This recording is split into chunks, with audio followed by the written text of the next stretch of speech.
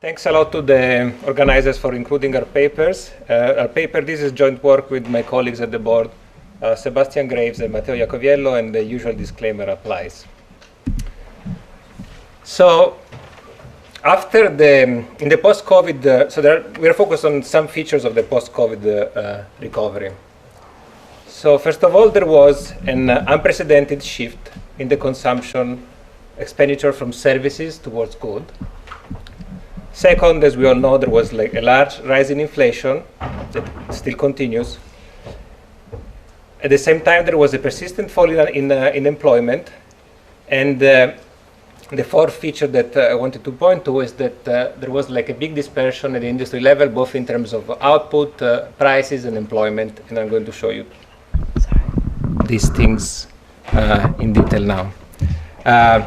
Moving to the first fact, with the COVID recession, there was a big drop in consumption, especially of services and of the contact services. But then there was a very sharp recovery driven by the goods sector. And that's shown on the left, and if we look on the right, if we measure the share of nominal expenditure in goods, it really spiked right after COVID, and it went from about 31% to 35%. So this was like a big change in consumption behavior at the household level. Then, as we all know, there was a big spike in inflation. Here we stop our sample at the end of 2021. So we have headline inflation that goes from below 2 to about 6%, and this spike in inflation is mainly driven by the spike in inflation in goods. Then employment collapsed in both sectors, and then it recovered sharply, but at the end of 2021, it remains still below the pre-COVID level. There is all this discussion about the Great Resignation, about people retiring early, about low labor force, about basically a lower labor supply that even now might be one of the driving forces of the inflation that we're experiencing in the US. And finally, if we look at the behavior for here, I'm just showing the behavior of output across industries, we see that we have a lot of variation with the COVID recession, and we have even in the services sector, some sectors where output collapsed persistently, whereas in other sectors there were experiences like larger production. So the cross-sectional aspect of production, of price setting, probably mattered a lot for what happened in the past few years. So what do we do in this paper? We focus on this reallocation shock, and in particular we study reallocation in a new Keynesian model with three main ingredients. We have a multi-sector input-output structure. We introduce costly input adjustment in the form of hiring costs. So these are going to be asymmetric costs that the firms pay only when they increase the amount of workers that they use. And also consistently with the empirical evidence, we assume that price rigidity is heterogeneous across firms. Then we estimate the model using three main shocks that sort of refer to the features that I referred to before. The first one is a preference shift from services to goods, what we call the COVID demand shock. The second set of shock is a set of sector-specific TFP shocks that we estimate from the data. And finally, we introduce an aggregate labor supply shock, which is sort of a reduced form way of capturing this lower labor supply that characterized the COVID recovery. So what are our main results? Following our quantitative exercise, our main result is that this demand reallocation shock can explain a large portion of the rise in the US inflation, and this is due to two main channels. First of all, we have these hiring frictions, that sort of a friction to adjusting the productive capacity, result in a large increase in marginal costs for the goods producing sector. And this obviously is inflationary, where we don't have like the same deflationary effect in the services sector. And at the same time, the fact that prices are more flexible in goods rather than in services, it means that prices in the goods sector are going to go up more, and the prices in the service sector are going to go down less. And so if we look at the effect on aggregate inflation, this is going to have a positive effect. In addition, we find that TFP shock and labor supply shock, they have they explain a share of spike in inflation, but is smaller than the reallocation effect, the reallocation shock. And finally, if I have time, I'll show you some experiment, an additional experiment that we ran where we sort of simulate a faster reversal towards higher consumption in services, and we show that, like, in our model, these can still have some inflationary effects. Any reallocation would have inflationary effects if they're higher in costs. So hiring costs are key. Yes. So like that makes any reallocation across sectors inflationary, not because of this extra kick to. Yeah. Then it's a matter like you have that effect, but then you have the specific effect of the different stickiness, which is like makes the reallocation towards goods more inflationary than the reallocation towards services. Francesco, but you are going to have government shocks, I mean, an increased a fiscal expansion by the government. So we don't have a fiscal shock here, but you can think of like demand reallocation shock as being sort of a combination of a shock that basically tells you that you want to decrease your demand for services because of COVID, but on the other end, you're going to be given all this money from the fiscal stimulus, and so you're going to increase your consumption of goods. And that's going to be captured? That's all. It's obviously a reduced form way of capturing that. We could do because we don't have hand-to-mouth agents or like other features that could help us like quantify the effects of the fiscal shock. But that's a way of thinking about it. But of course, you don't have the negative COVID shock, right? Sorry? You don't have a negative COVID shock. No, we only have a reallocation. So basically, you don't. I agree with Nuno. You would need a fiscal support with also the negative. Yeah. You can think of it as a combination of those two. Yeah, that's what I was trying to say. This reallocation is sort of a combination of a negative shock to services plus a fiscal boost, something like that. All right, so let's go quickly to the model. It's fairly standard. We have households that consume goods and services. Each are a bundle of the output of n sectors of the economy. And we're going to assume time-varying preferences for goods versus services. And this is what I messed up again. Sorry, just because it's too close. So we're going to have time-varying preferences for goods versus services. This is going to be a relocation shock. And household supply labor to firms. Looking quickly. All right. Where the standard CRA utility function in consumption, and then they're going to have standardized utility from labor, and the term chi is going to be a labor supply shock. And then the consumption basket bundle C is going to be a composite of consumption of goods, CG, and consumption of services, CS. So here we're using a Cobb-Douglas aggregator because the convenient fact of this aggregator is that this parameter here, which is going to be time varying in our exercise, is omega t, is going to give exactly the share of nominal expenditure in goods versus services. What we're going to do, we're going to shock this parameter. So this is going to be a preference shock, which is going to increase the amount of goods that I want to consume, and I want to reduce the amount of services instead. And then finally, each of these two bundles is a bundle of the production of the individual sectors. It's another Cobb-Douglas, where I's are like, CI's are the consumption coming from individual sectors in the economy. We're going to have 66 sectors in the economy. And the budget constraint of the household is pretty standard. Moving to the firm part, also this part is fairly standard. We are going to have three types of firm: final goods producers, intermediate good producers, and labor agencies. That's the sort of the non-standard part.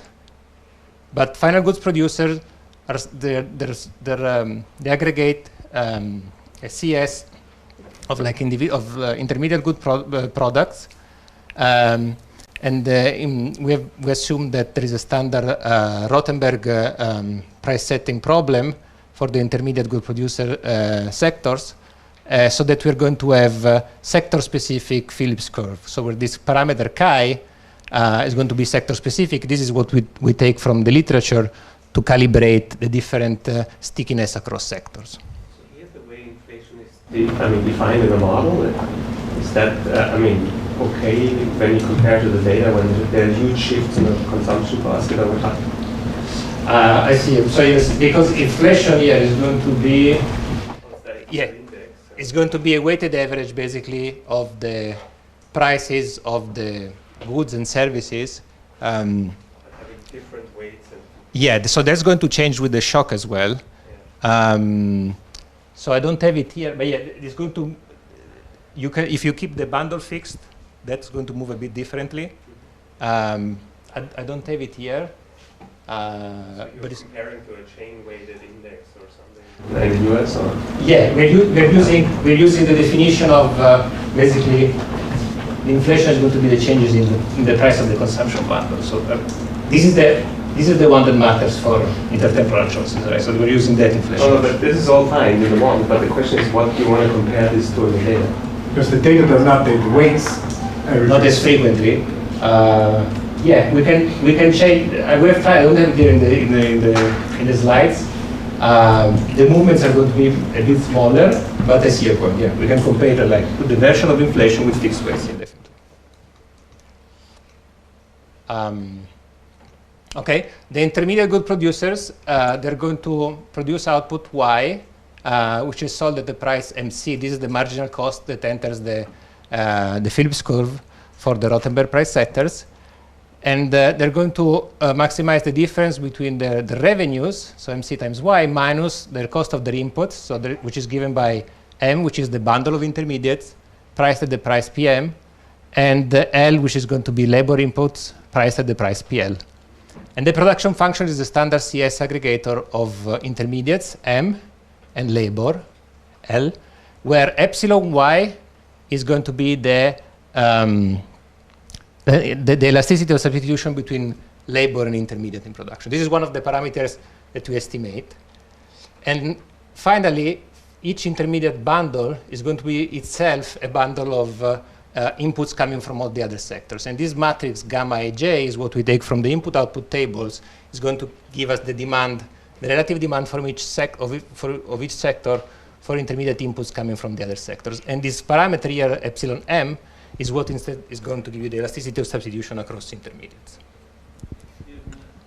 Elasticity of substitution, it doesn't change with the sectors. For example, if it is goods or services, or you assume that it's homogeneous.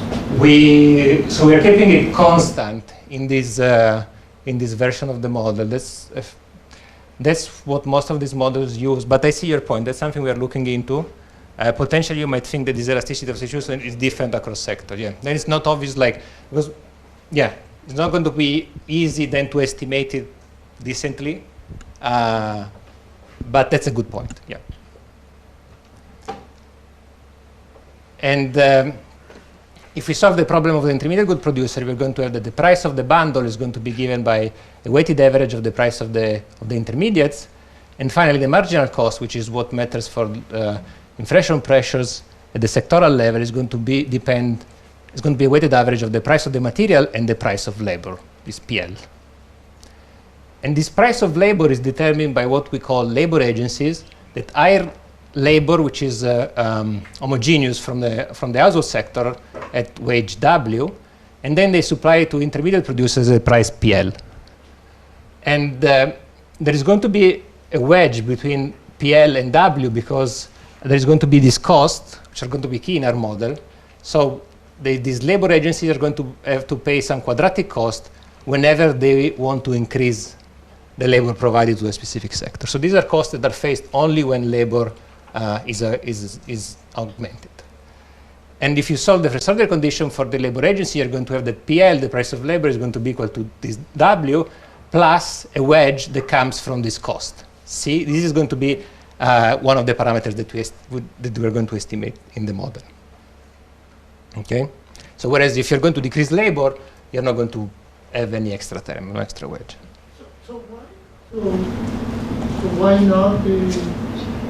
I mean, you can think also that it's a cost to increase the labor, right? Yeah, this is more, so we're not that capital in this model. You can think more, these labor costs, you can also think of them as the cost that you pay to increase capacity. So you will think it's more costly to increase your productive capacity rather than to decrease it. Like to fire workers is also, if in the case of workers, like it's easier to fire workers, at least in the US, than like to find new ones and train them or something like that. But it's more of a cost of increasing capacity. You can think about it like that. Does it buy you something?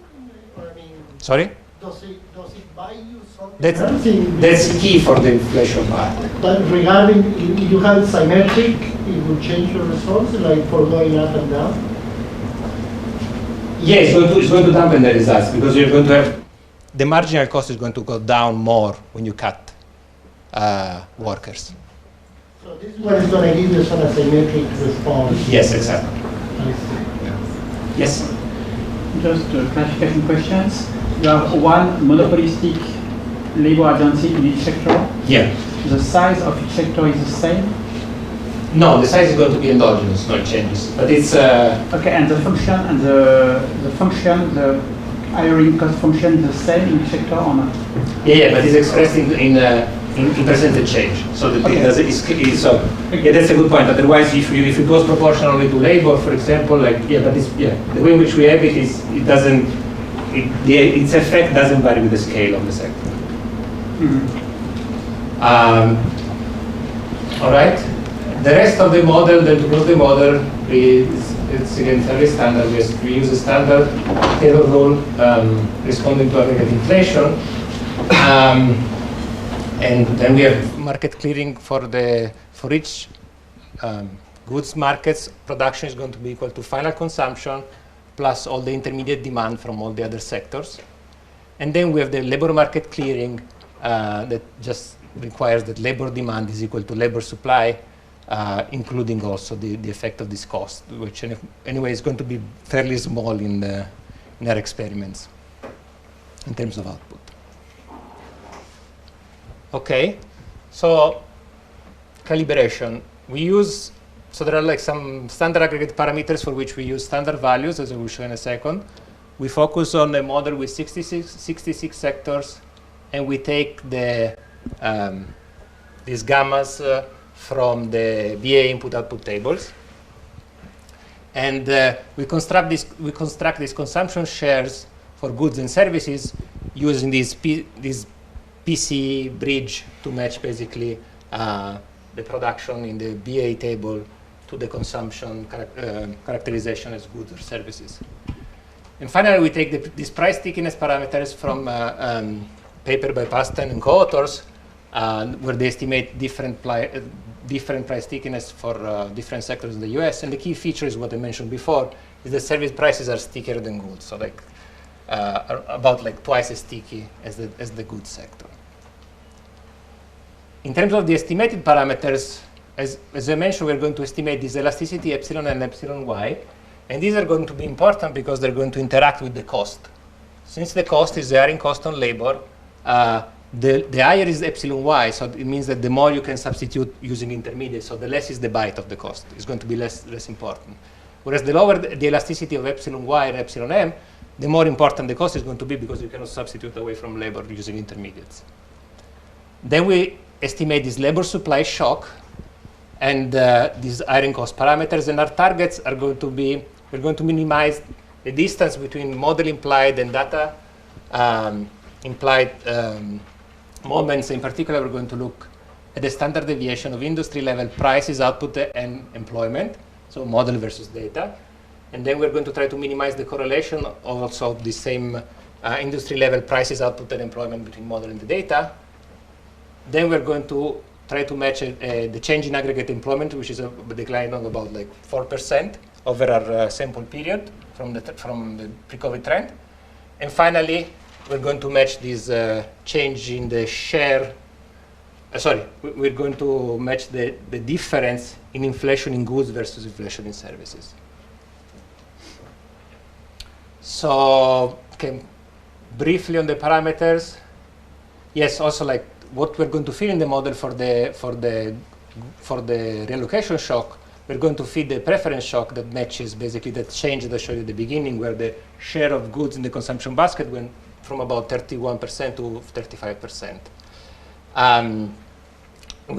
We take from the data also this TFP shock that we estimate using data on output, intermediates, and labor. Sorry, so you wouldn't have any inflationary effects if there weren't any costs. So Correct. I'll show you that in a second. Yes. And that means the only way inflation can be generated in this model is through these sectoral frictions. Like you need to have some sort of asymmetry in the supply, or like frictions in the supply. But I'll show that in a second. But the intuition is correct. There's other stories of how inflation can run. Yeah, of course. That's not the only one. They're saying like what seems to be related to the whole story about like bottleneck, supply constraints, supply having problems keeping up with demand during COVID. This sounded like sort of like a realistic story. If assume there was. Would it be better to have a horse race between, say, aggregate demand being too high versus sectoral reallocation is also contributing? And then sort of give a quantification of what contributes how much, rather than by assumption attributing everything to one force. We have other. So again, for the aggregate demand, what as we were discussing at the beginning, like there was a big shock, but there was a negative demand in one sector, services, and then there was like a fiscal boost. So it's not obvious like the effect on aggregate demand. You might have like a more detailed model where you disentangle these two, the reallocation shock.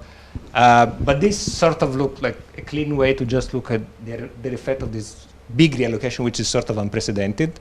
And then we have other shocks, like this TFP shock should capture additional supply constraints, and the labor part is another big story. So what's missing here? We're saying like the fiscal part. The labor supply contraction would be inflationary. Of course, all of the shocks that we use are going to be contraction. Yeah. I think these are three of the main stories that are out there. Maybe the fiscal part is a bit more nuanced. But we have TFP and we have the labor part. So, can I ask you, what is the meaning of 31.3? Sorry? 31.3. What is the meaning of that? This is the cost, right? Yes.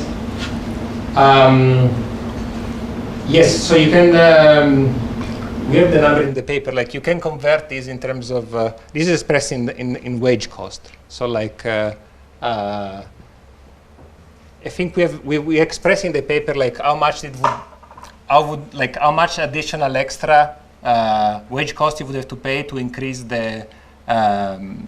your output. It's not a large number. It's sort of like, it's not a huge cost. I have the precise number in the appendix. I cannot remember off the top of my head. But that's one way in which you can interpret it. So like, but it's 50% of a wage is 100%. I don't know. Yeah, I don't know what is a big number. So what is the required cost to get all these effects, right? Yeah. I'll get back to you on this afterwards. After I edited that in the appendix, but that's a fair point. Okay, so let's start with the COVID demand shock. So as I mentioned at the beginning, we're going to have this large preference shock, an increase in omega that shifts demand from services to goods.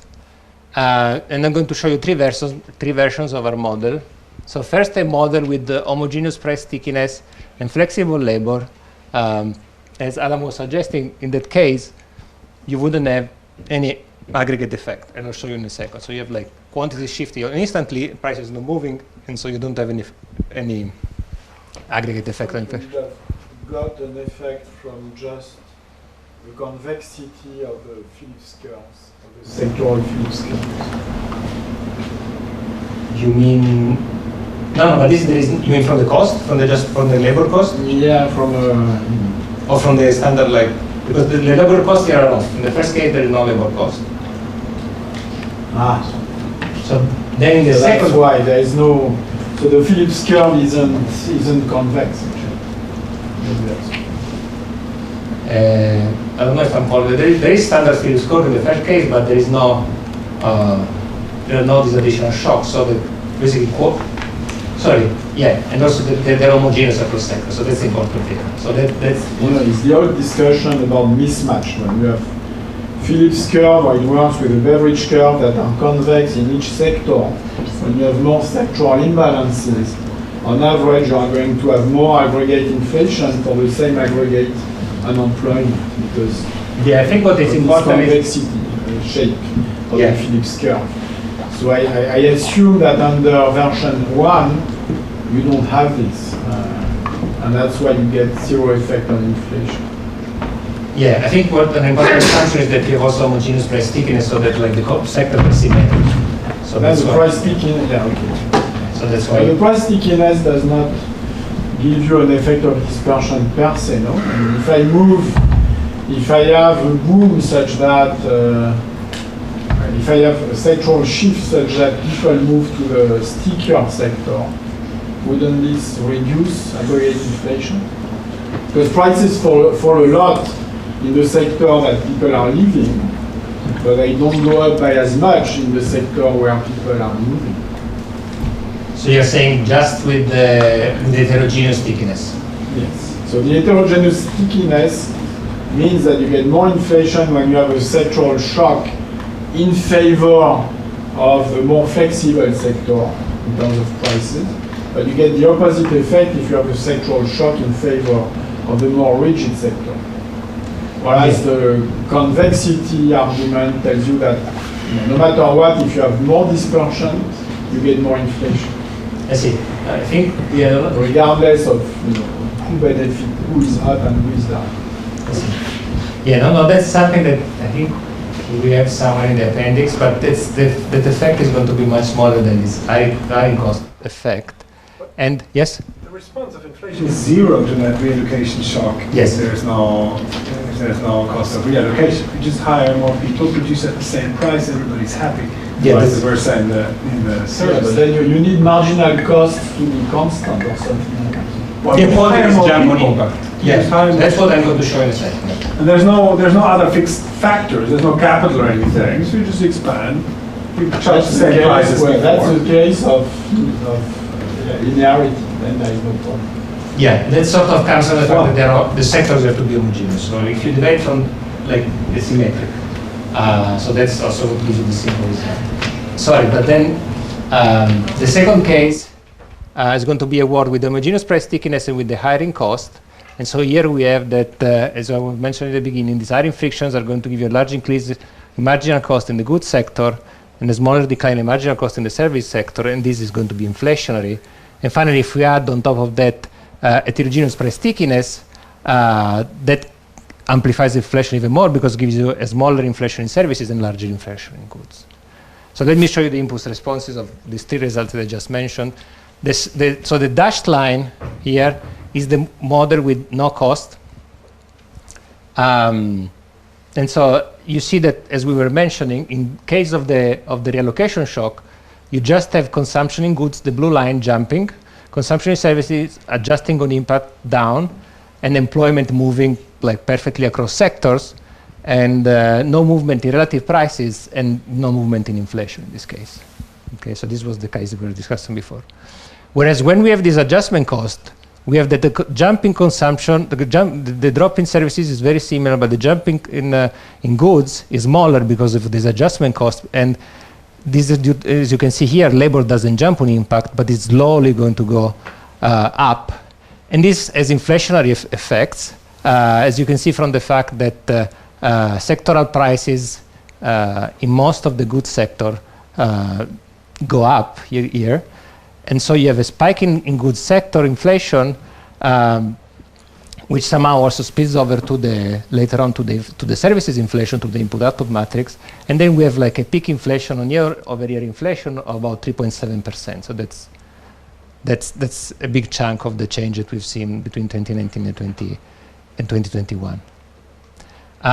Whereas if you compare the model, our baseline model with the model with homogeneous price stickiness, we have that in this case, as I was mentioning, we're going to have less inflation in goods and lower inflation in services, and this is going to give you an aggregate inflation which is about like 1% lower. So both features are important to get like relatively large inflationary effects of this shock. So the timing is years or months? So these are quarters. Just for inflation, we are computing year over year to be comparable with the graph. So we're accumulating basically. So it says you have to wait 5 years until the effect resides. Something like that. It's a quarter, right? These are quarters. So these are like 10 quarters of years and a half. Now, if you look also at the cross-sectional implication of the shock, we see that just the reallocation shock itself gives you reasonable implication at the cross-sectional level for prices and quantities. If we compare, for example, on the left, we are comparing the change over this period in prices for each sector. And here we have the model implied change. And so we see that just the reallocation shock and the input-output structure gives you not only a good correlation for all the sectors, but also it gives you some correlation within each sector, so within goods and within services. And the same is true for output. Here, where we have the change in output implied by the data and the change in output here implied by the model. And we can look a bit more into the mechanism of what's happening. So, for example, what I'm plotting is the change in prices in the model versus the price stickiness, and I'm doing the same here for the data. So we see that, as expected in the model, the lower the price stickiness, the larger the jump in prices in goods, the larger the drop in prices in services. Whereas as price stickiness go up, the movement in the two sectors is very similar. And something similar is true also in the data. So if you look like like dealers or like wood, the sectors that have like very low stickiness, they're also the ones that are responsible for like the largest jumps also in the data. And another thing that we look at is we compute this notion of goods upstreamness, which is just a variant of the notion of upstreamness. Instead of measuring the distance to the final consumer of the final goods, which is the composite of goods and services, here we are measuring like how upstream each of these goods, so be it like in the goods sectors or in the services sectors, it is with respect to the final consumption of goods. So like if you're very upstream, it means that you're used in many steps of the production for final goods consumption. And what we see is that in the model, the more upstream with respect to goods, the larger is the inflationary effect of this reallocation shock. And something fairly similar seems to be the case also for the data. So this sort of speaks to the fact that this shock and the input-output structure are important to tell a story about the cross-sectional price pressure that we experienced during COVID. But as you could have seen from the previous charts, there are some industries for which clearly there were also additional supply disruptions. For example, the classic story is the one for motor vehicles, parts and dealers, where there was like a big decline in quantities despite it being a good, and a big spike in prices. So like this suggests that there must have been like additional supply disruptions, like again, bottlenecks, transportation issues, COVID lockdowns and something like that. And so what we do, we also feed into the model like changes in TFP at the sectoral level between the same period. And at the same time that we also feed the labor supply shock, which is an additional inflationary force.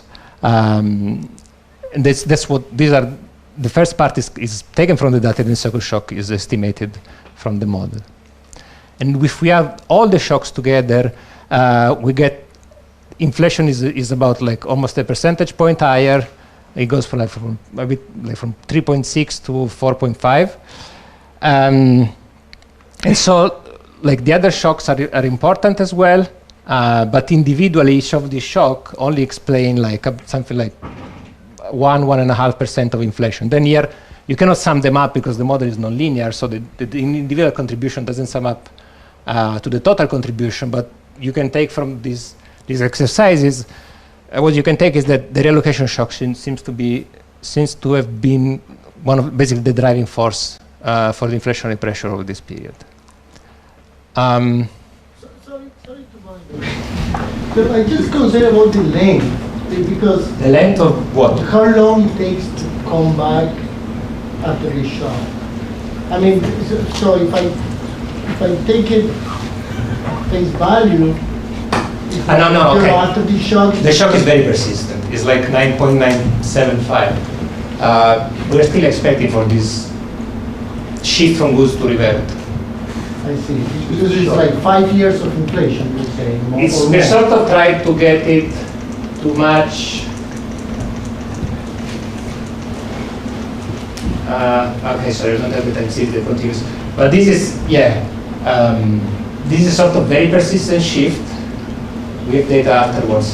So that's what we're trying to match. But we also try an additional exercise where this persistence is shorter. That's what the last thing I'm going to show. But part of that is the persistence of the shocks. Because, I mean, implies a very long-lasting effect of this policy. I don't know.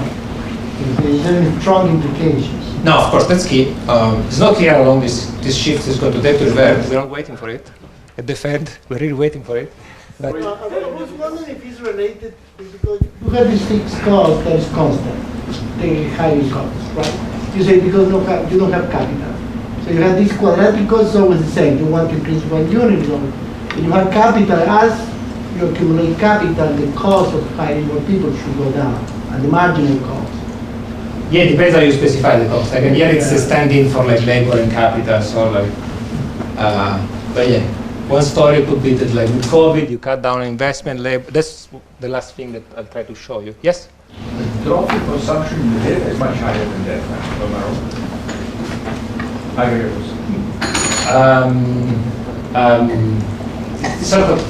It's sort of back, like return. So that's this. No, it's a bit lower. Yeah, you have to. Almost 20%. 50%. No, we are doing the whole period. We're including the recovery. So the shock, that shift that we're giving there, it's sort of like all the targets are calibrated to the 2 year span. So we're not giving the negative COVID shock. We're just giving the sort of the shock. Not trying to match the. No, we're not doing it quarter by quarter. So you have to look at the change and the deviation from the trend. So it shouldn't be much larger than 5%. Yes.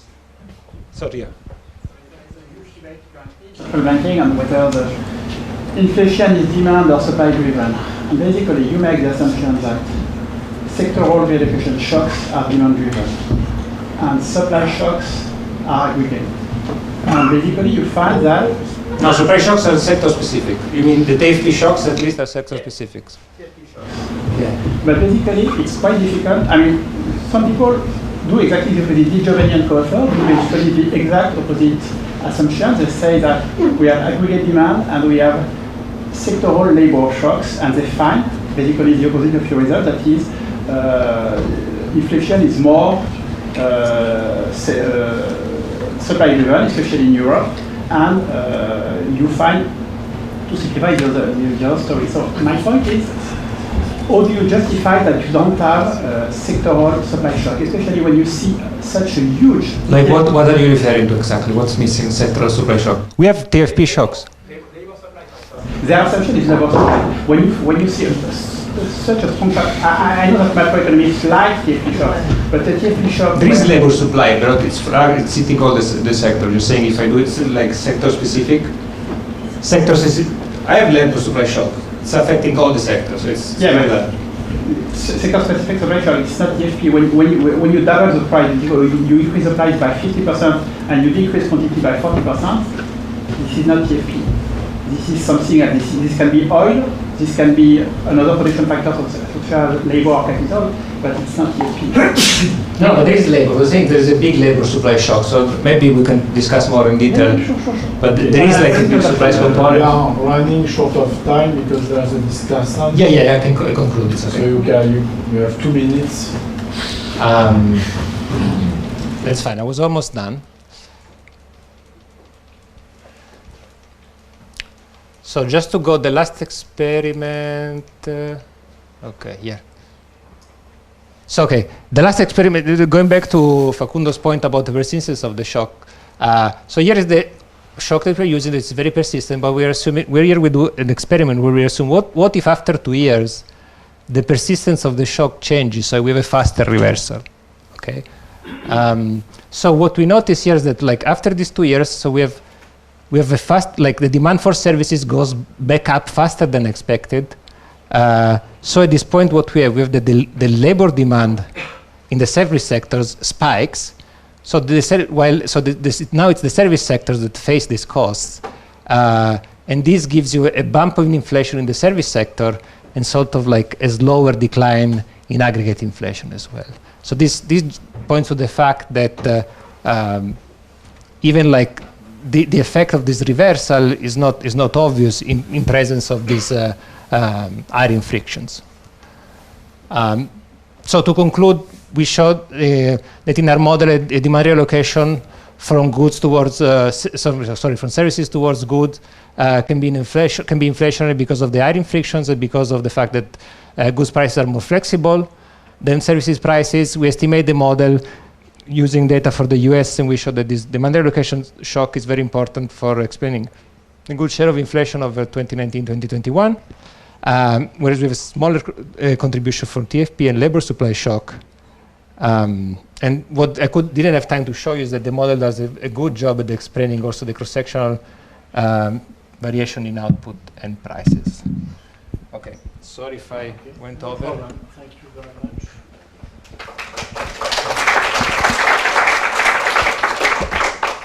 Okay, so first of all, I would like to thank the organizers for allowing me to read Francesco's paper. So, just like the paper, in a nutshell, so it's about a 66-sector nucleation production network with hiring costs and without physical capital to study the role of three potential explanations for the recovery during the COVID dynamics. One is like a shift in consumption from services to goods. The second one are like sectoral productivity shocks, and then an aggregate labor supply shock.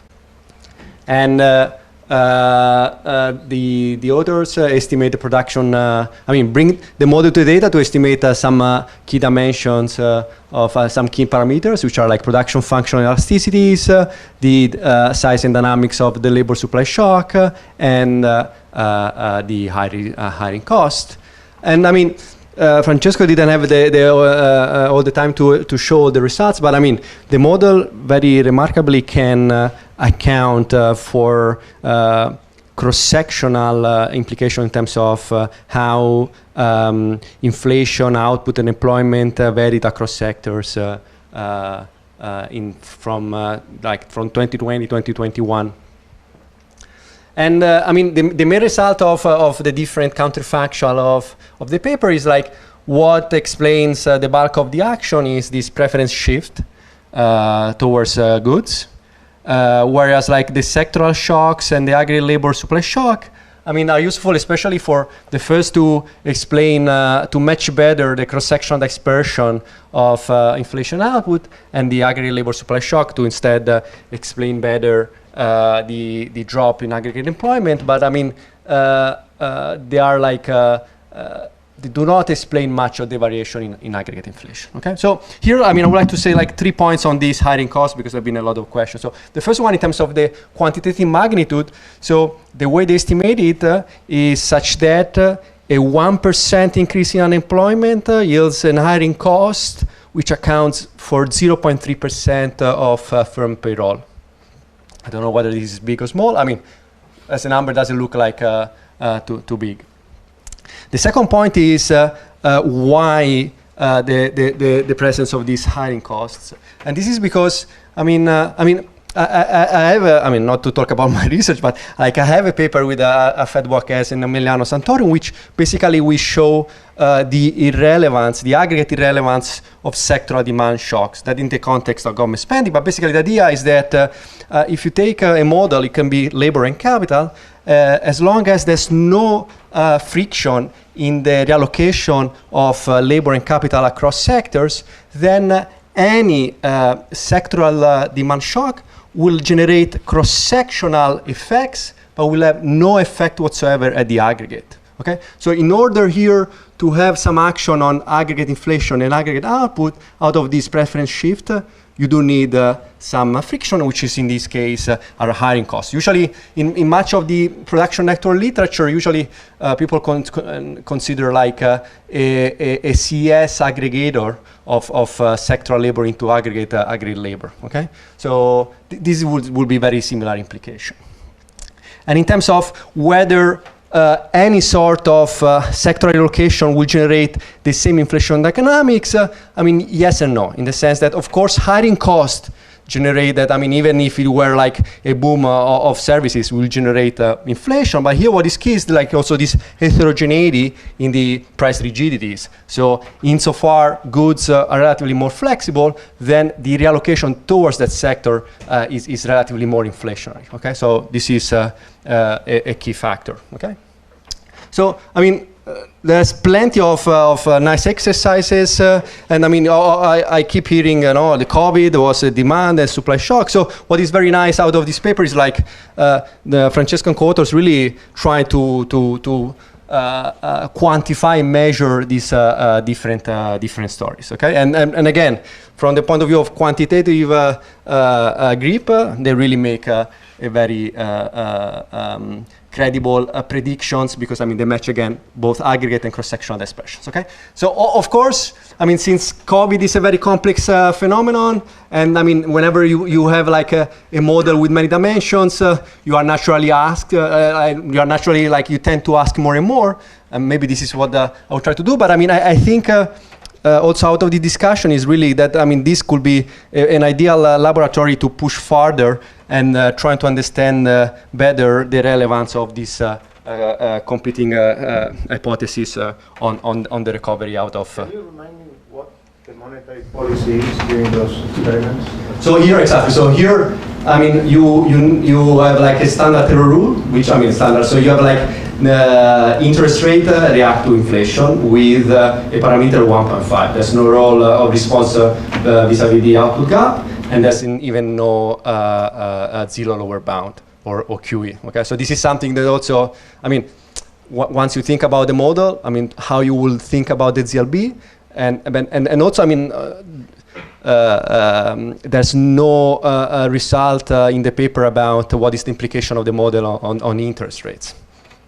So that would be maybe helpful also to understand how that dimension played a role. Yeah.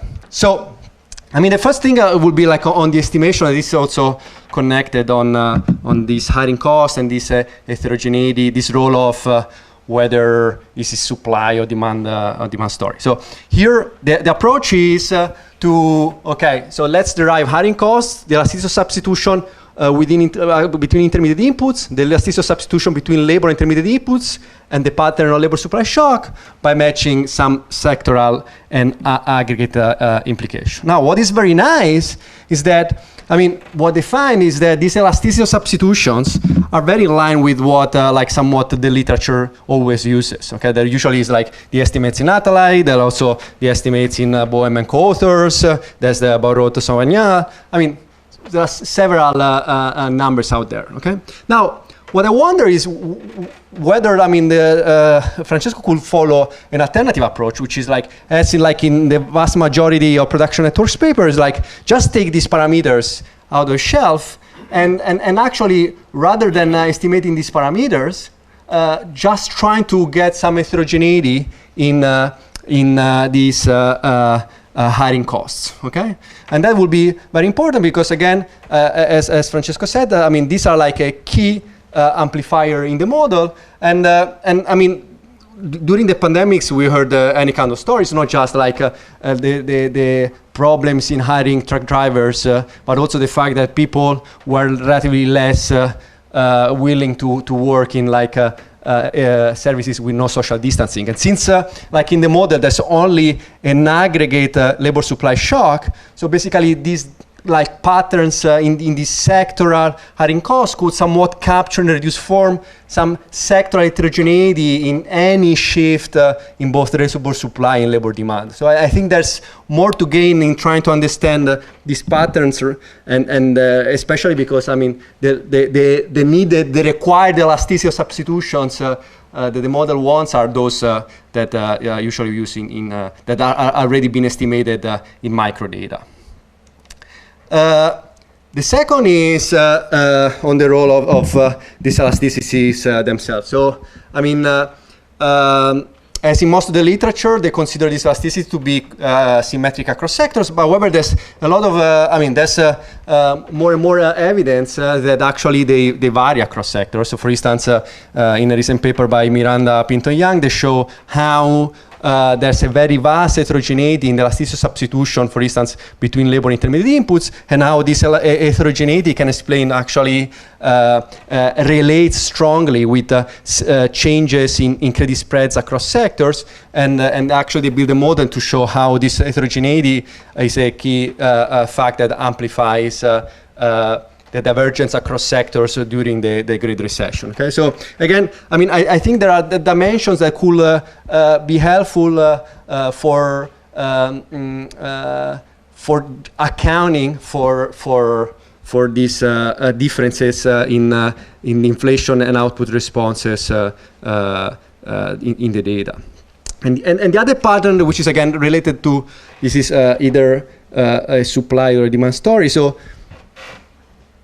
this role of the shock in this, this reallocation from services to manufacturing to goods. Okay, so here Francesco considers a Cobb-Douglas aggregator. Okay, so in this Cobb-Douglas aggregator, the share, okay, and therefore all the reallocation is, a demand shock. Okay, an exogenous shift. Now, if they were to consider a CS aggregator, then the share will depend from the omega, but also on the relative price, okay?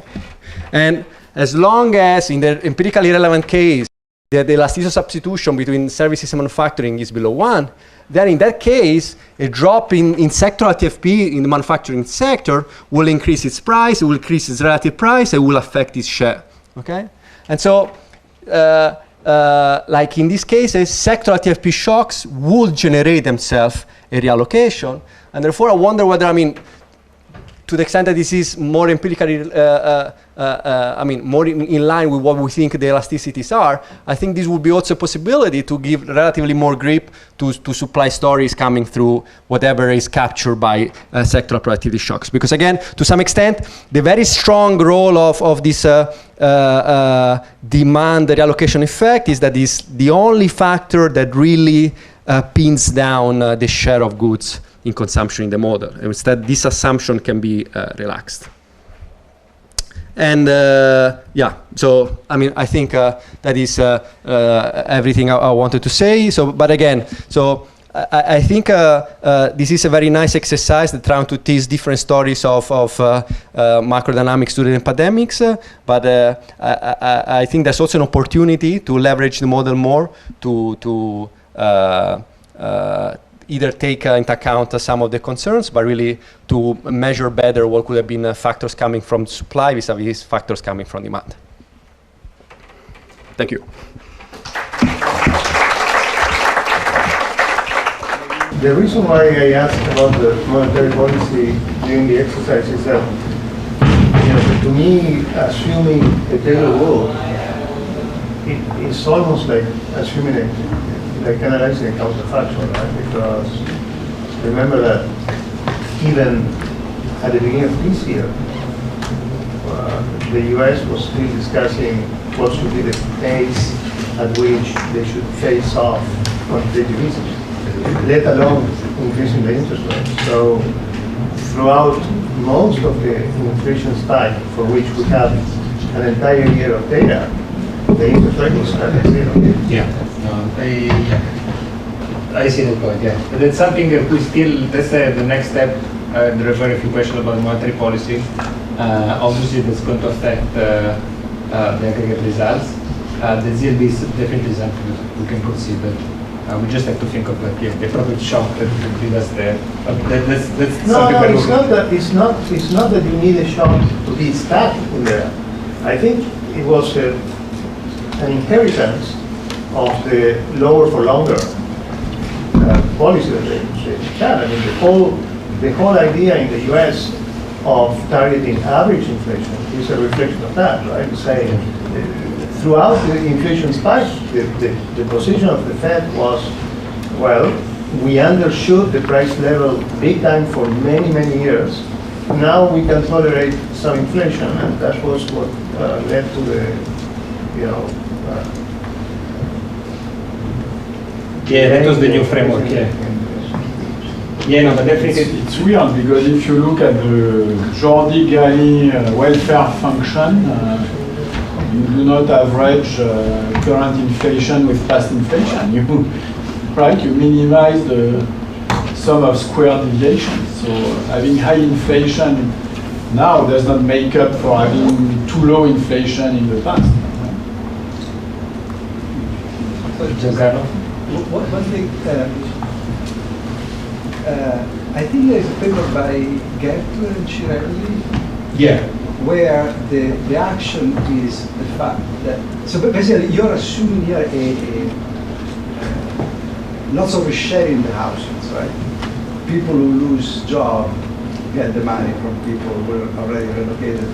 So Gertler and Cirelli, I think they're pushing the idea that some sector may actually create an aggregate demand effect, because in the relocation are the ones that lose money. Which brings my second point, which is all this was done already in open economy macro, in the sense that macro shocks are shocks, and that both demand and supply effect.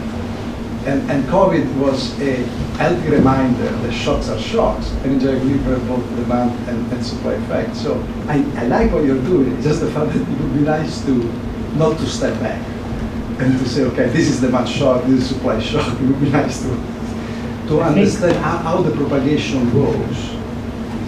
And what you have is actually the most exciting part of this shock, right? I mean, the shift goods. That's, I think, it was a COVID shock. I mean, it interrupted the break for yeah, because the good of the share, yeah, exactly. And again, you have the Balassa-Samuelson caused diseases, and this is something completely different. Blogs now in the business world are discussing whether, work from home will be a permanent shift that may increase the demand for goods, whether the migration law will create additional pressure on the supply side.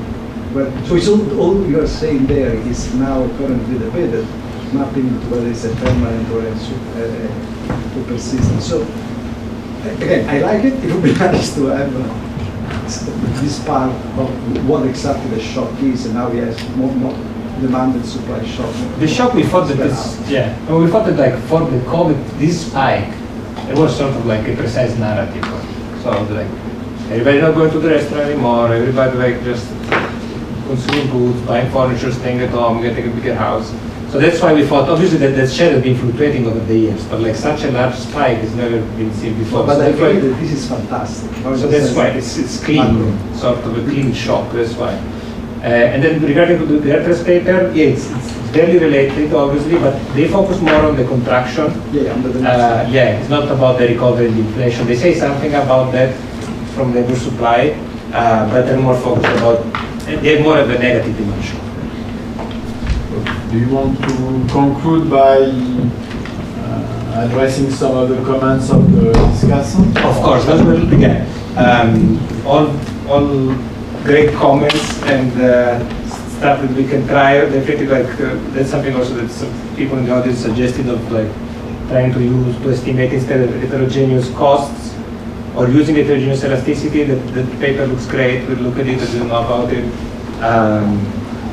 So that's definitely also the CS part. We thought about it, but we use contractors because it's cleaner. Again, going back to Giancarlo's point for the shock, but that would be useful robustness check. We could definitely try those alternative strategy where we fix the elasticities and estimate asymmetric cost. That's something that I think we have running on some computer at this moment. Thanks a lot. Okay.